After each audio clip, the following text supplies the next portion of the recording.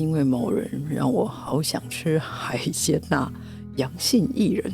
其实我在台湾没吃过什么海鲜，早年家里的经济压力也挺大的，其实吃海鲜是奢侈的在那，搞得我好想吃海鲜。但是吃海鲜当然要逛市场，你吃完海里游了，可能就想要吃路上跑天上飞的。那我们就到了竹北市场，从这个洞直直走进去，就到了黄安妈妈的面铺。他家的东西很脆，鱿鱼羹汤70块，鱿鱼是脆脆 QQ 的，有鱼的鲜味。你如果牙口不好的话，其实也是没有问题的，因为它是脆的，不会很难咬。它上面还有那种小小块，但有点大了，海鲜味脆脆的炸物，再加上那个肉羹，所以这碗算是有 Q 也有脆脆的。可是旁边那个辣酱我知道看起来很好吃，不要加，因为这碗汤有新鲜食物才会有的海味跟肉味，你如果加了那个重口味的辣酱的话，就可惜了这碗汤了。还有它的烫青菜，它的菜也是脆的，不会烂。上面的酱的油葱酥也是脆的，所以你吃一碗小吃，它的口感的层次是非常的丰富，有脆有 Q。那它还有海味，不是只有调味料的味道。不过它的小菜像豆干啊，就应该加个它的辣酱，从及格变成了90分。为什么是90分？因为它的辣酱是咸咸甜甜的，很辣，但是又有点太咸，所以你不能加很多。好吃的东西不能加很多，就必须要扣个分数，90分就好了。我很少会强调一家店很好吃，是因为我希望我以后再去的时候不要排队。我叫我朋友去的时候也不想让他们排队，但是这家我真的敢跟你们讲很好吃，因为你们可能不会想去吃，因为它的店名是黄安妈妈的面铺。黄安妈妈没有在里面煮了啦，现在是黄安她姐姐煮的。有机会因为黄安去大陆赚烂，却不愿意去，依然留在台湾的市场站着流汗煮台湾小吃给台湾人吃。但因为她是黄安她姐，所以你们可能不会想去吃，那我就放心了想去吃好吃的便宜的还不用排队的店，就这家了。刚刚门口有一摊一直喷烟的黑糖糕，那黑糖糕看起来很厉害，可是就我这个很麻木的笨舌头，我觉得这吃起来只是有糖味的馒头。可是旁边那个一般的粿，它很 Q， 不烂不油不咸，因为一般这种粿都是整个口感都是烂烂的，感觉好像适合老人家。没有，这个可能需要年轻人，因为它的这个南瓜笋，它的笋也是脆的，萝卜丝也是脆，萝卜丝那里面还有菜脯，而且它那个笋是臭臭的，这个臭很香耶。你知道有一种笋是臭臭的吗？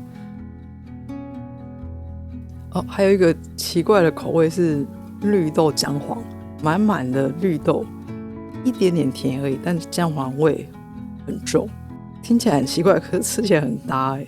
哎呀，反正桌上那一排不喷烟，看起来比较普通的都可以试试看。这有2家豆花，一家35块，一家40块，我选贵5块的那一家。没有为什么，因为不用排队。我在旁边观望的时候，店员又一直强调我们家豆花是黄豆做的。我就想说，你的意思是对面那一家是布丁豆花，不是黄豆豆花吗？这个是一个我自己糟糕的乱推测，但布丁豆花也是蛮好吃的它是绵密的传统豆花啦，但是我选了综合口味，有抹茶的，那个整个茶味都很重，所以我觉得如果想吃黄豆味的话，可能就不要点抹茶了。这家炸鸡它是没有缺点的肯德基，不是一般市场的炸鸡，它这个就是肯德基的那种金黄酥脆的外皮，但是它没有油耗味，也没有肯德基的干肉味。肯德基的肉已经干到可能我分店挑的不好吧，它这个咸度是提升的肉味的咸度，就微咸的，不会吃得很渴的咸。这鸡脖子可以，虽然肉很少，但是骨头可以一起吞下去。可是不要学，还是把骨头吐出来会比较好一点。我这个是不正常的吃法。然后这家小辣很辣，所以要小心，不要想说小辣没有辣。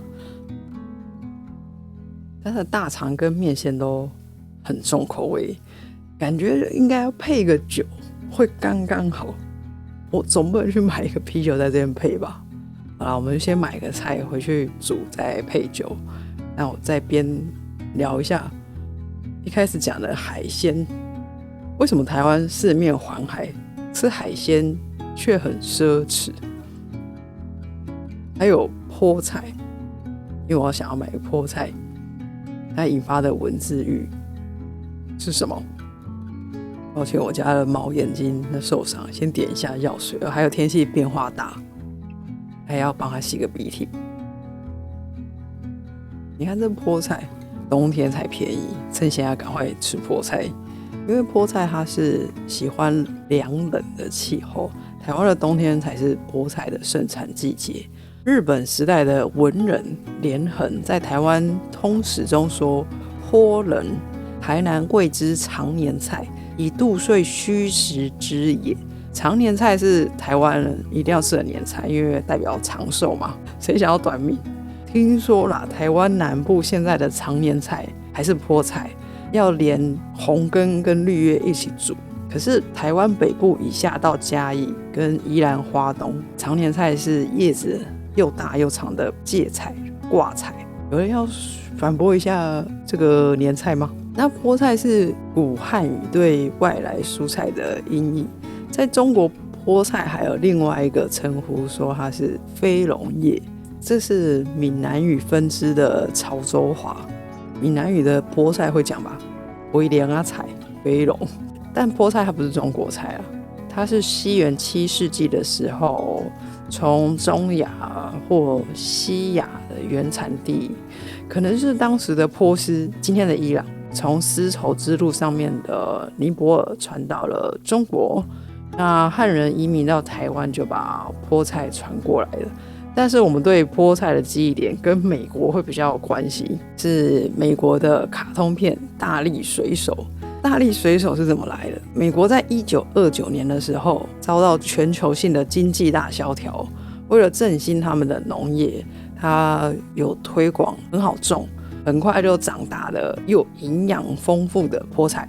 可是美国一开始的时候不喜欢吃这种涩涩的蔬菜，如果你们没有水烫过的话，就会吃到那个涩涩的味道。所以大力水手的漫画卡通就出来了，它的主角是个子很小只，但是只要一吃菠菜就力气很大，把敌人打败。这个造成美国人吃菠菜是一个流行啊。后来大力水手的卡通是美国发行的，在全世界都流行了，所以我们对菠菜的印象比较会是这个跟美国有关系。那菠菜为什么会引发文字狱？你有听过大力水手事件吗？也叫做博洋案，它是台湾白色恐怖时期的文字狱。那时候1968年中华日报的家庭版刊出了博洋翻译的《大力水手》。大力水手的故事内容是普派父子买了一个岛，然后在岛上建立了国家，竞选总统。博洋就把里面的字翻成全国军民同胞们，所以在当时的情治人员就说，博洋你是在酸两蒋总统，在毁谤我们伟大的国家元首，所以罪证确凿啊！情报认为你就是了。博洋被法庭冠上了意图以非法之方法颠覆政府而着手实行的罪名。你翻译了这一句话，你就是要叛国，就这样一句话。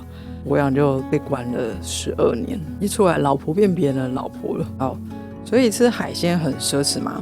你想想看，我们国小课本有一篇《爸爸捕鱼去》，天这么黑，风这么大，爸爸捕鱼去，为什么还不回家？代表台湾的海鲜唾手可得吧？哎呀，这要看年代啊，至少在1960前，中北部多数人只能吃鱼干、咸鱼、干鱿鱼。